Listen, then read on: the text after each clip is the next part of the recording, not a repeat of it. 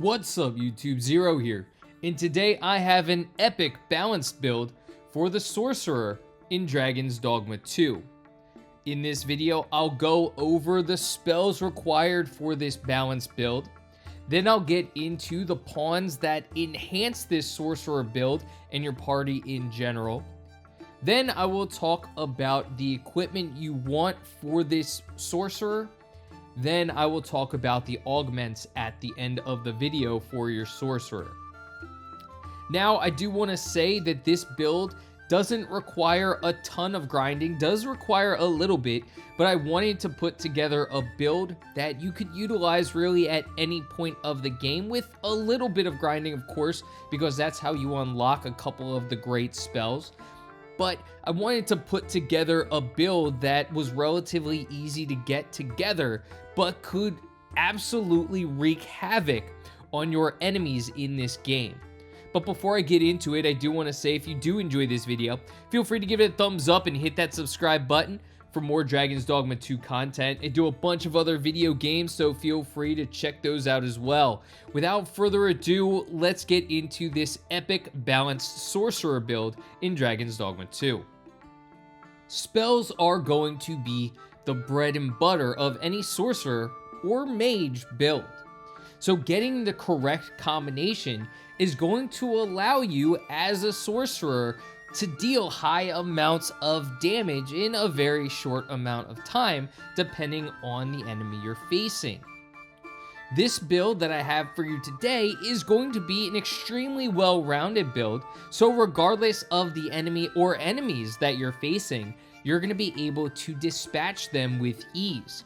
So let's talk about the 4 spells. High Thundermine, High Salamander, High Frigger, and Maelstrom. These 4 combined really give you the opportunity as a Sorcerer to hit any enemy hard. So let's talk about each individual. High Thundermine is extremely useful in a lot of different situations. 1, it gives you electric damage, so you can damage any enemy which is weak to electric damage a little bit harder. 2, it provides a mine that can, if you want, stay near you. All you have to do is cast it and it stays in the area you casted, and any enemy who approaches that mine will get hit. What this allows you to do as a Sorcerer is be protected. High Thunder Mine against lesser enemies is going to not only deal damage to them, but it's going to throw them away from you. So while you're casting your next spell, lesser enemies aren't going to be able to touch you. So 2 benefits right off the bat with High Thunder Mine is that 1, it hits enemies with an electric weakness hard, and 2, keeps enemies off of you, or at least lesser enemies off of you when you're trying to cast your next spell. So I love it for those 2 reasons. Next is High Salamander. Pretty straightforward, but it casts a line of fire in front of you. This is going to allow you to burn any enemies in your path, as well as hitting a lot of enemies hard and lighting them on fire. Again, this is a balanced build, so High Salamander allows you to hit enemies with a fire weakness harder than some of your other spells, so it's great for that. Again, it can also set enemies on fire, so it allows you to deal that fire damage over time as well. High Frigger is going to be your ice spell. This is going to allow you to hit enemies that have an ice weakness hard, as well as throwing enemies away. It's going to cast these icicles in a line in front of you, and an enemy hit, if they're a lesser enemy, can get thrown into the air.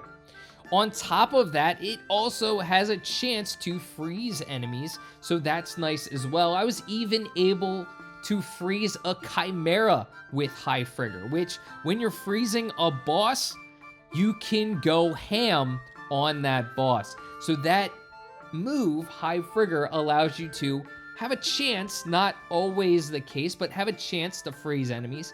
It allows you to throw lesser enemies away, and it also allows you to hit enemies with an ice weakness for even greater damage. Now, the last but most certainly not least spell is Maelstrom. This is one that you're gonna have to grind for. This is unlocked from the Sorcerer Maester, which you have to go on a brief quest to get. It's really not that hard to obtain this. You just have to find a couple of tomes and then give this Sorcerer Maester the tomes, and he will teach you this move, as well as granting you some of the equipment that I'm going to talk about later in the video.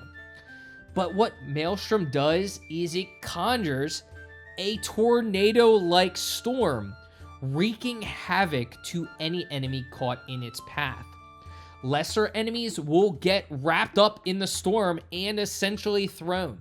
Any lesser enemy that gets caught in this storm is going to die.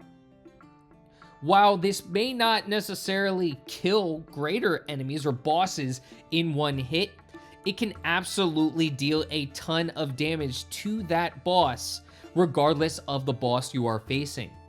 For those of you who may have seen my Maelstrom vs. Griffin video, I was able to dispatch of a Griffin in about 1 minute and 30 seconds, thanks to Maelstrom and the amount of damage that it dealt to a Griffin. Now, that's not always going to be the case, but it does deal a lot of damage to every enemy, not just a Griffin, but pretty much any enemy you face. It does deal a lot of damage. Of course, it's at a drawback. You can't move while you're casting it, which is why High Thunder Mine is going to be even more critical, especially when you're dealing with hordes of lesser enemies. You can cast High Thunder Mine to protect you while you're stuck casting Maelstrom, because not being able to move while you're casting Maelstrom really does leave you as a sorcerer vulnerable. What can help you out is High Thunder Mine, protecting you and throwing those lesser enemies off while you're casting Maelstrom. These two are an insanely deadly combination. What I love about the entirety of these spells is it gives you a lot of damage type coverage. You have the electric covered, you have the fire covered, and you have the ice covered. Maelstrom is just an insanely powerful spell in general, which really wraps up this spell portion of the build and allows you to hit any enemy, regardless of if they are a lesser enemy, regardless of if they are a boss, extremely hard. It also allows you to dispatch groups of enemies extremely quickly. Maelstrom can just completely lock all of the lesser enemies in a tornado and throw them and dispatch of them in seconds. While Maelstrom won't be able to throw bosses, it does deal a ton of damage to them as well. And again, you also have your other spells to kind of give you coverage depending upon the boss you're facing. This is why I love this spell combination, and it absolutely wreaks havoc on any enemy in the game. But now that we've talked about the spell combination, let's get into the pawns I recommend for this build. Your pawn combinations are just as critical to any build as your move combinations, or in a sorcerer's case, your spell combinations. If you have 4 sorcerers or a combination of sorcerers and mages, while you may get a spell or 2 off, you're not going to be maximizing the potential of that team, because every time you or another major sorcerer is hit, your spell is going to be interrupted. So the correct combination of pawns for a sorcerer build is going to be crucial to a build as your spell combination is. So for this sorcerer build, or really many sorcerer builds, I'm going to recommend at least 1, but most likely 2 warrior or fighters. This is because as a sorcerer, you don't want to get hit. You don't even want to be targeted. You want to be left on the outskirts of the battle so you can cast your spells in peace. The warrior or fighter combination are going to take the bulk of the hits. They're going to take the bulk of the enemies. They are warriors and fighters who are built to take those hits and take those enemies. So I recommend a combination of two, whether it's 2 warriors, 2 fighters, or a warrior and a fighter as part of your party. The last pawn that I'm going to recommend is going to be a mage. As a sorcerer, you're not healing yourself too often, and with this build, you're not healing yourself at all.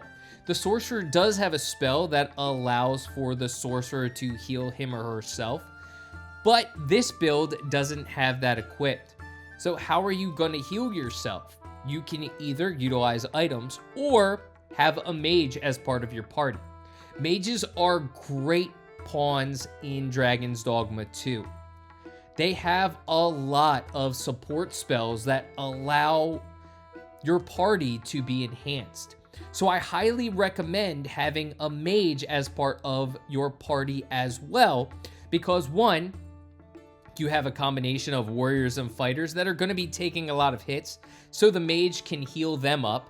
You as a sorcerer, and with this spell combination in general, don't have a way of healing yourself up. So if on the off chance you do get hit, you have a mage to heal you as well. And you can also have the mage with various forms of buffs and cures that can allow the mage to help the party out immensely. So as part of your pawn build, you have the 2 up and close and personal characters, pawns, the fighters or the warriors, or a combination. Then you have the support, which is going to be your mage, and then it's going to be you as the sorcerer, who is really going to be dealing a lot of damage as you have your 2 fighters, warriors taking the enemy's hits. You have the mage, who is your support character, and then you, who's going to be the damage from a far dealer. So that's the combination that I would recommend as part of this sorcerer build. There are a lot of different combinations, but I've found that this one works best. I've had a lot of different combinations, and you'll even see in some of these clips in this video that I don't have that always as part of my party, but I've been experimenting with a lot of different pawn setups, and I found that the warrior, fighter, and then a mage works best with this build.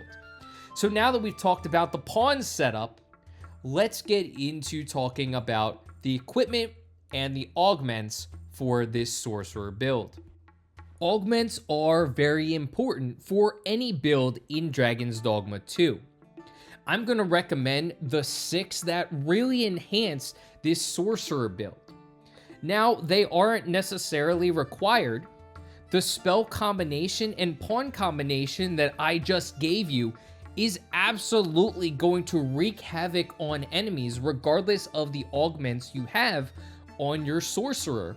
However, this augment combination is going to enhance this build even further and take your sorcerer to the next level.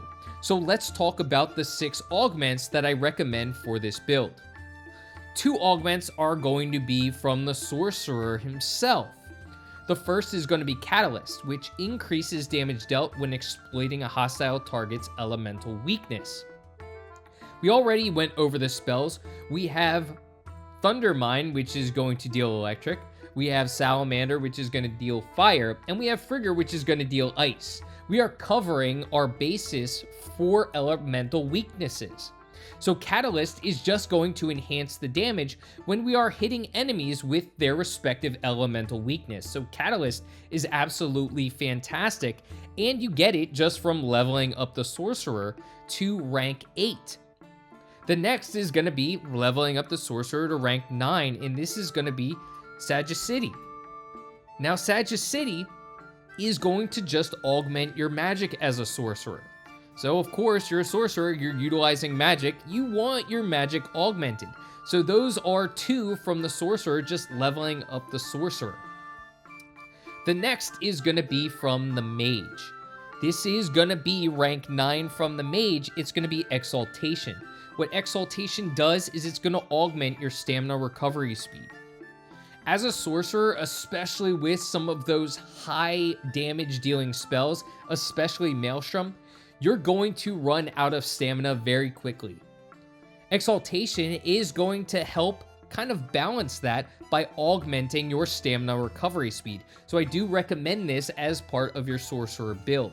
Of course, you're going to have to grind the Mage to get it. Next is going to be an Augment from the Thief. You don't have to grind the Thief that far to get it, because all you have to do is hit level 2 of the Thief to unlock this, and it's going to be Subtlety.